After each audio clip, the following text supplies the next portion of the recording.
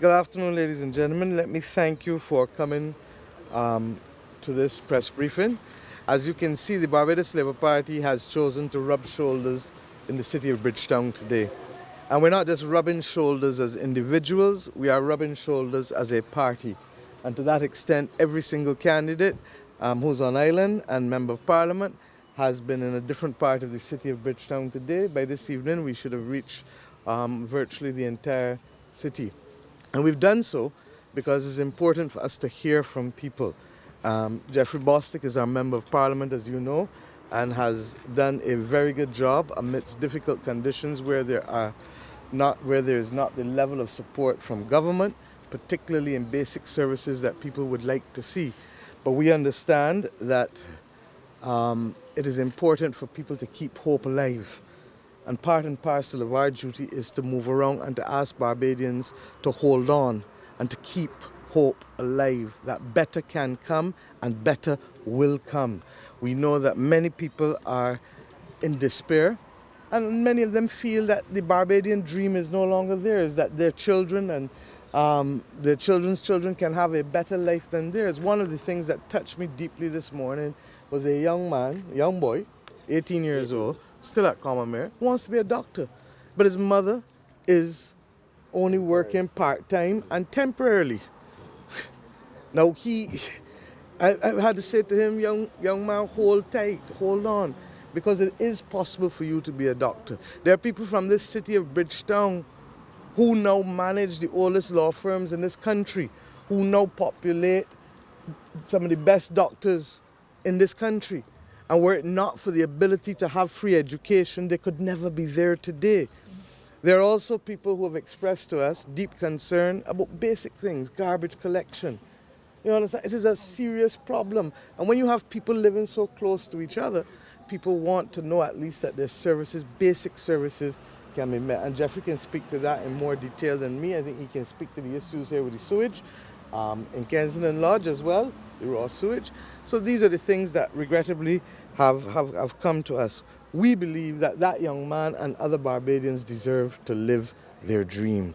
And that's what we are going to be going, rubbing shoulders across this country, asking people, hold tight, hold on, better will come. And we're at that stage where we can see the finish line, where the people can be given and asked to be given a chance to determine their future again. But do not give up hope. The reality also is that we have a government that does not believe that it needs to talk with people. And that perhaps is one of the most difficult things for people to understand. If people know that the road ahead is rocky, they know what shoes to wear. They know where to meander. They know where to jump over. They know where to step down and crawl. But they need to know. And they can only know when a government is honest. And rather than being honest, what do we have instead?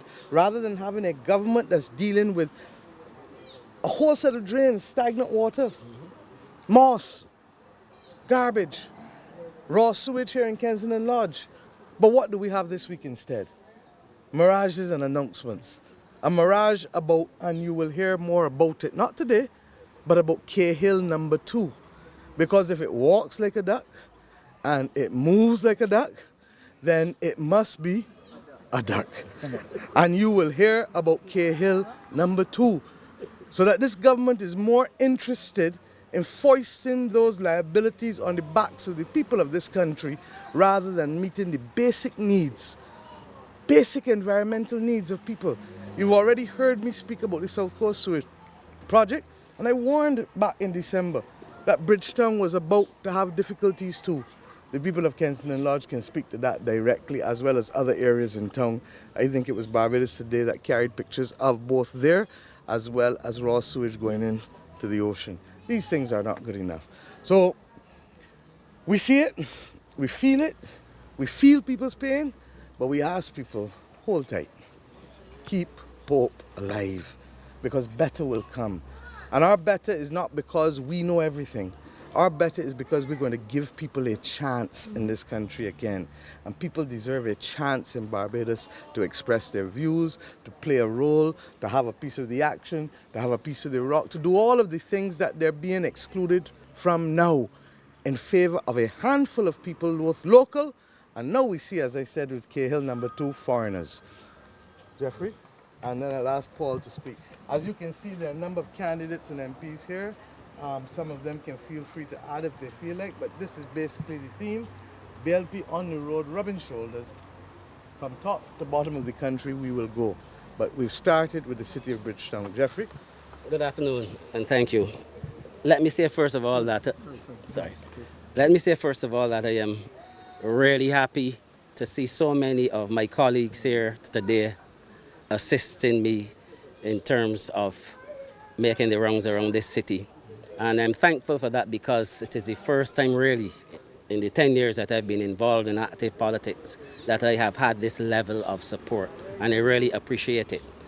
But more importantly, it is one thing for me to be speaking to issues in the House of Assembly on Tuesdays, but for my colleagues to see for themselves exactly the level of the socio-economic challenges in this city, I think would make life much easier for me and would facilitate the level of assistance that is required, the level of support when my colleagues form the next government in this country. And that for me was the most significant thing coming out of today's exercise. But also the question of people in the city getting to see and to know who the members of the Barbados Labour Party are, the candidates that will represent in the party in the future, so that they would have a level of confidence in this party, because there's a high level of despair at the moment. And coming out of our walking around this city or rubbing shoulders or canvassing, people, the first thing that you're hearing is that people really want to change this government. That is the first thing. And I'm glad that my colleagues were here to hear that and to instill that level of confidence in the people. We were able to hear people discuss issues that are affecting them. We were able to see for ourselves issues regarding housing, poor housing in the city of Bridgetown, the lack of employment opportunities, because unemployment in this city is perhaps the highest in this country. And we have a large number of young people who are frustrated, they are angry, and they're making no bones about it. They're telling you straight up that even when we become the next government, that they're going to hold us to account in terms of providing those opportunities. We have problems with drainage. That's a serious issue in the city. Most of the city lies below sea level, and the problem is exacerbated by the fact that the drains are not clean on a regular basis, and then there's overgrown bush that is blocking the natural flow of water, and that also results in flooding. And in a lot of the communities, with poor roads to start with, in some areas people depend on tracks to access their homes. So when there's a flood, what happens? It makes it very, very difficult. So I would say if the government wants to build concrete roads, let me start by building some concrete footpaths so that ordinary people can get to their houses when it rains. And that was very evident today. We had issues relating to people who have some small and micro businesses, from catering to whatever, even the tailors. People are complaining this business has dropped off significantly because the ones in the port. Yes, we had one or two persons with businesses in the port who said the same thing. Because if the country is undergoing serious economic problems, those at the bottom will feel it most. And in this city of Bridgetown that depend on that micro enterprise for a living, things are very, very, very tough. We've had interactions with taxi men who live in the city of Bridgetown who are not making it because they don't have the opportunities, in spite of the fact that we hear that tourism is up. So those are some of the issues that people were interacting with us on today. The education thing also, as said by Ms. Motley, that's a serious one, particularly for those persons in the city. And we have had some successes in recent times. About a year or so ago, we had a person from New Orleans who graduated with first-class honors from the University of the West Indies. And when at the primary school level, a lot of the children are doing much better than before. We have a number of city children attending Harrison College, Queen's College, Commonwealth, and other schools. But it cannot stop there. In order for this city, for people to be able to lift themselves and the problems that face them now, they have to be able to get access to university education. And that was one thing that came out today as well. Thank you. As you can see, as I said, not everyone is here. For the benefit of some of you, this is Dr. Sonia Brown, our candidate in St. Philip North. Ryan Strawn, as you know, our candidate in Christchurch East Central. Santa Bradshaw, who is leader of opposition business and member of parliament in St. Michael Southeast. Arthur Holder, who will be taking the challenge in St. Michael Central again. Indar Ware, who is St. Philip South. And Charles Griffith from St. John as a candidate. Cynthia Ford, who cannot hide behind me, who is thing. And basically the others are still in the field. Kerry Simmons is in the field, Dwight Sutherland. I mean, the entire part, Glenn Clark, I left Uptown, Reginald Farley, Dale Marshall, Ronald Toppin did Kensington Lodge. So the entire Barbados Labour Party family has come to rub shoulders, as I said today. Are there any questions? Sorry, Anthony, you wanted to say a few words before I take any questions? Good afternoon, everybody. All right. To be an effective government, it is important that as MPs, as candidates, that we are able to hear and address the concerns that people in the country are experiencing. The opportunity today for all of us to be able to walk, not just with Jeffrey, but to walk with people who support Jeffrey in the city, I think has been an excellent initiative. People responded positively to our presence in the city. You know, a lot of people often say they don't see the politicians, but sometimes they see the politician, but they don't see the other people who make up a government. And I think what, to me today, we have all taken away is that we understand better some of the issues that the city is facing. There are some of the concerns that we share, obviously, in St. Michael Southeast and the other St. Michael areas, because there are families who cross over on borders as well. But the general issues remain the same, whether it is the garbage collection, sanitation, the roads. We had persons who expressed that even since Tomas would have passed us and devastated certain areas of Barbados, their houses have not been done. And we met, I think it was an 80-something-year-old old lady who is still living in deplorable conditions in the city. No one has come to address those concerns. There are young men and women who have expressed concerns to us that, again, nothing is happening. There are areas that need to be debushed in the community. There have been promises made by politicians. Nothing has happened. They don't want handouts. They want people to come see what is going on in their communities and be able to say, okay, this is how we're going to prioritize. And I think more important than ever, this particular exercise has shown us, Ms. Motley often talks about it, that as a government we have to prioritize certain things. And access to, obviously, affordable housing is a major issue, obviously, in these areas. People should not be living in some of the conditions that they are. I just came across perhaps one of the most heart-wrenching ones. A young lady with 3 children. The last 2 are twins. She had one in each arm. Nowhere to live. Nowhere to live. She tries to do here to make a living, and even that is difficult because she has nowhere to operate from and nowhere to live. Now, we can't be building high-rise buildings if we can't meet the basic needs of where people have to live. And Santi is absolutely correct. Okay? It is a serious concern, though. I mean, I have issues in Southeast with housing, people wanting accommodation. I mean, this administration came to office and promised that they were going to provide housing. We came across a number of abandoned buildings in the city. Yes, some of them may be caught up in issues with estate matters, but there are simple things that this government could do to assist with issues of rat infestation in the city. Basic things. It doesn't require a lot of finance. There are also a lot of issues with pit toilets. You would be surprised the amount of people in the city that are having to use outdoor toilets, particularly our elderly. And if these are things, I mean, we are seeing some of these things today. All of us have these experiences in our areas. But it reinforces for us the need to be able to say to this government, you have to prioritize what little resources we have right now in the interest of our people. And that is one thing that I think all of us have taken away from today's exercise. Thank you. I'm going to ask Paul, who is from the city. I've known Paul almost the whole of my life and his life. I'd like him to speak directly. So what was your last name? Good afternoon, Paul Stewart. Good afternoon. From my find City of Bridgetown. From my finding this evening in the canvas is that the youth, my age group and the youth, they're crying out. The suffering, the pain, and the struggle is on. It's a struggle for survival, and they know that the Barbados Labour Party in the government, yes, but one of the major issues that they're crying out to is that they ain't got nobody to sit down and talk to and tell the problems to. And it's like, they got things inside that they don't want to let out. And even this morning, some people burst out and say, right, don't come back. You know, you got to be persistent. And you just can't just left them out. You got to be determined.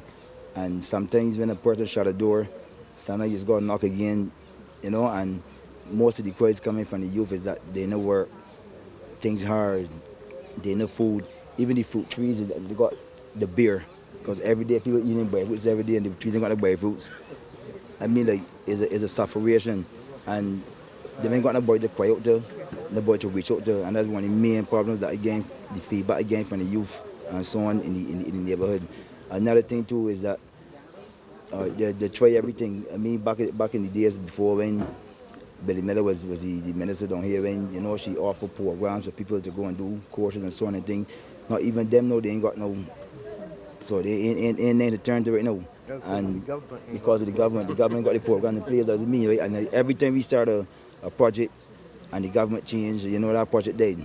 So that's the thing we face with today. And they see what's going on, and they still want to reach. They still want people to reach out, but they still believe in the party, and we gotta set the path.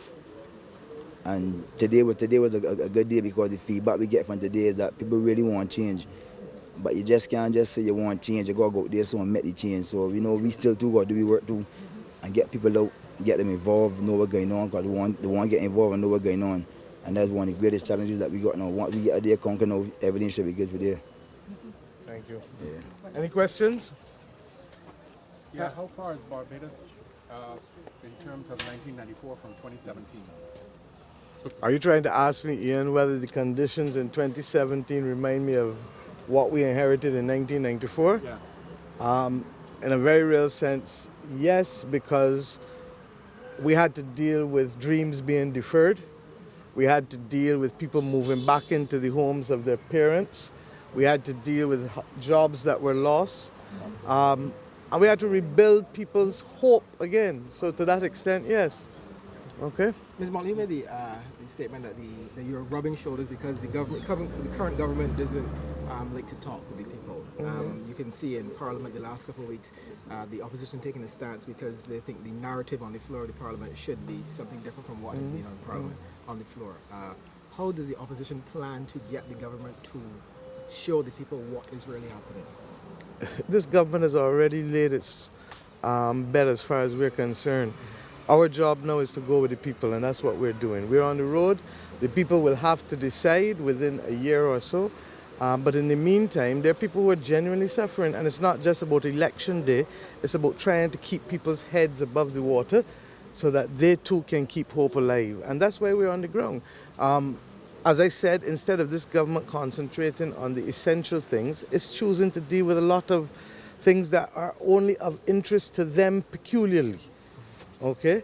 And whether it is Cahill number 2 or whether it is the notion of a hospital with a marina or all other kinds of things that are being floated weekly in front of the people, I know it is not dealing with the housing, I know it is not dealing with the collection of garbage, I know it is not dealing with the raw sewage, I know it is not dealing with all of the basic things, the debushing, the jobs that people of Barbados just simply want to work. We want Barbados to work for Barbadians. Because if Barbados works for Barbadians, it will work for everybody. What is the opposition's comment on the new party? Which party? There are 3. So I just want to know which one. I said you. Well, let me tell you, the Barbados Labour Party is 78 years old. In fact, it will be 79 years old at the end of March, correct? We have seen parties come and we have seen parties go. We have seen people come and we have seen people go. We have been the official opposition twice and had that removed from us on 2 occasions. Yet we went on to win the government. So are there any other questions? Do you think they have any chances of making That is for the people to say. We will stay focused And as I just said to you, we have seen parties come and we've seen parties go. It's not for me to pontificate or to have I think it is for me, however, to tell this country why we feel that yet again, as we did in the 1950s, as we did in 1976, as we did in 1994, that on each occasion the people have given the Barbados Labour Party their confidence to govern this country. We have changed people's lives substantially. And I can carry you through. In fact, perhaps you might want to go with us street by street and begin to see the houses that were fixed, the tenantries that where people now own their land, the urban tenantries that they would never have owned their land before 1996, where they bought the land at $2.50 per square foot. We can carry you and show you the schools that we've done. We can carry you and show you the concrete paths in San Domingo Alley and things that Billy and others did when we were in the government. We can carry you and show you substantive things. I defy you to carry me and show me anything other than the grotto that was closed up for 2 years, and Valerie, which has its own problems now in relation to cracks and things, even though it is less than 2 years old. I defy you to show me things that have helped ordinary Bajans. So we look forward to being able, once we are given a chance, God willing, to be able to show this country that the Barbados Labour Party will continue to make their lives better, as we have done for their parents and their grandparents. You mentioned the teenager who was trying to get into the university that his mother can't afford to pay for the cost. If the party is elected, what are your plans for it? We've been very clear since August 2013 when the government announced it. We do not believe and we will not be charging fees at the University of the West Indies for Barbadians. Life is about choices. This is a $35 million problem out of almost a $4 billion budget. We gotta make choices. And what choice matters to us? The choice of your children being able to live a better life irrespective of where they're born in this country. And that's the choice we'll be making. Not to build a high-rise building for the same $28 million to remain closed up for 2 years and for tiles to blow. Or to build a 5-story building in Vaucluse for another $28 million in circumstances where you can't even spend $12 million to buy 35 garbage trucks for a whole country, but you're building a building that's on start and stop for 28 million. Government is about choices, just as your life is. The counter-argument that I always hear is that since the fees have been imposed, the students take their education more seriously. That's nonsense. People take education seriously if they want to succeed. And no child in this country, whether poor or middle class, should be deprived of education. And I hear this thing about means testing too. You may have middle class parents. That is to assume that every middle class parent is a decent, honorable person that wants their children to succeed. But what happens if they're going through a divorce? What happens if that middle class child's parents, one is a gambler? What happens if one is addicted to drinks? Is that child now to suffer because he happens to come from a family who does not fall below the means test line threshold, and they now bright, presumably living in a house that is middle class but can't afford to go to university? Barbados is too small, and if you catch a cold, if you sneeze in St. Lucie, you're going to catch a cold in St. Philip. And we have to make sure that every child in this country, regardless of where they come from, has the ability to be able to become the best that they can be educationally. And that is without compromise the basis upon which our development should proceed. If you want to know the difference between the Barbados Labour Party and the Democratic Labour Party, this is now the defining difference. The Barbados Labour Party stands for ensuring that our people have access to full educational rights and also to full health rights, social. Because if we don't develop us as a human being, where you going? And I invite you to walk with me because I could carry you to families now that used to live in the city. And the only reason that they have moved out, Jeffrey, tell them. It's through education. I'm a product of the city. You understand? And I can carry you. And there's some of you who are here now, I am looking at same thing. $35 million out of $4 billion. But we can spend the same $35 million building buildings and going into the same contractors' hands? No, let us get back to reality in this country. Okay? And this is now about the fundamental difference between the Barbados Labour Party and the Democratic Labour Party. And we shall stand proud defending that right to education for our people. It's mostly there's a social media cry out and general cry that the main operating theatre at the Queen Elizabeth Hospital is closed. You know, they were scheduled for press conference that didn't come off. And Today? so a lot of surgeries have been pushed back. Any comment on that? It is certainly something that is totally regrettable and worrisome. As we've said, you have to make choices. Dr. Brown, come forward, Sonia. Dr. Brown is one of our candidates. Dr. Walcott is also here. I will ask the two of them. This is about the closing of the main operating theatre at the hospital and the fact that they were to have a press briefing, but they have cancelled that too and it remains closed. So I think two of them are more than capable of speaking to these issues. Sonia? Truth is, I don't know why it has closed, but it's an important event.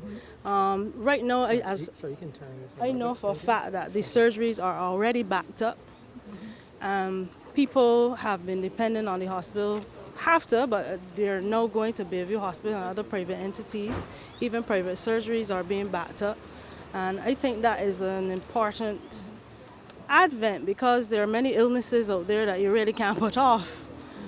Either they have to, I'm not sure why it has closed, but in the past it has been closed for various reasons, equipment, disinfection, other things, but we have to wait and hear why it's closed. But I think that is a significant mistake for a main theatre to be closed. Thank Dr. you. Walker? Anything else? Mr. Bostic. You're getting a field day today. Let us be walking back in the field though. You mentioned this problem, but I want you to kind of elaborate on that a bit more. When did the residents start noticing that there was a problem? This has been an ongoing problem. It has to do with the wells, the blockage of the wells and the cleaning of the wells. It has been done at least, the communal wells. And communal wells, they've had some serious problems within the last 2 weeks or so. It was dealt with about 10 days ago, but within 2 or 3 days the problem resurfaced. And it really created some serious situations and backups over here. The people, as you would have seen too, in St. Andrew, George Payne has been complaining about people in St. Andrew having the same problem in housing estates too. So this is clearly as a result of the National Housing Corporation not having money and not being able to meet the basic services that it needs to do to keep the housing estates functioning in a way that is habitable. Okay? Yeah, I mean very close to where we are now. There's a street called Hunt Street, which was, excavated, the top of it at least about 2 years ago. And nothing has been done with that street. In fact, Jeffrey, It is a serious hazard. That's everything. I mean, the people are really annoyed about it, but nothing has been done. Other roads in other parts of the country, particularly in the area in St. Philip and 1 or 2 other areas, were resurfaced since then. But this road, for some reason, seems to be the lot of the people in the city of Bridgetown. I know there's always been talk about revitalizing Bridgetown, et cetera, et cetera. So do you think it's the case that the city has been kind of forgotten in a sense? Or what do you think that is? Don't ask him about the past, ask us about the future. Because the future will make sure that the people of St. Michael, across the entire St. Michael, will be brought into Barbados. We will not and cannot continue with 2 Barbadoses. And this is exactly what we're seeing throughout the urban corridor, St. Michael's, parts of Christchurch, parts of St. George, and then the people in the north believe that they too have been forgotten because of lack of water and lack of garbage collection and other basic services. So trust me, we have to get the basics right for Barbados and get Barbados working for Bajans. I would like to invite some of you who would like to go to see Hunt Street for yourself, because a picture is worth 1,000 words. Yeah. Thank you. Thank you. Yeah, no, I need to Thank ask you, one Leandro. question. I need to ask What? one question. A couple of weeks ago, 3 Vincentians lost their lives. On behalf of family and everybody, I want to thank because you sent congratulations out to us also. But we had the issue of not having any help. We reached out, Kai could speak, or one of them was my relative who died, in relation to getting the bodies back. 2 bodies were sent back on Thursday. I don't know if you have any comments on it, because... That's most regrettable, and in fact I'm hearing now about the difficulties for the first time, but I would imagine that the government of Barbados would seek to do the right thing. If they don't, please speak to me after this press conference.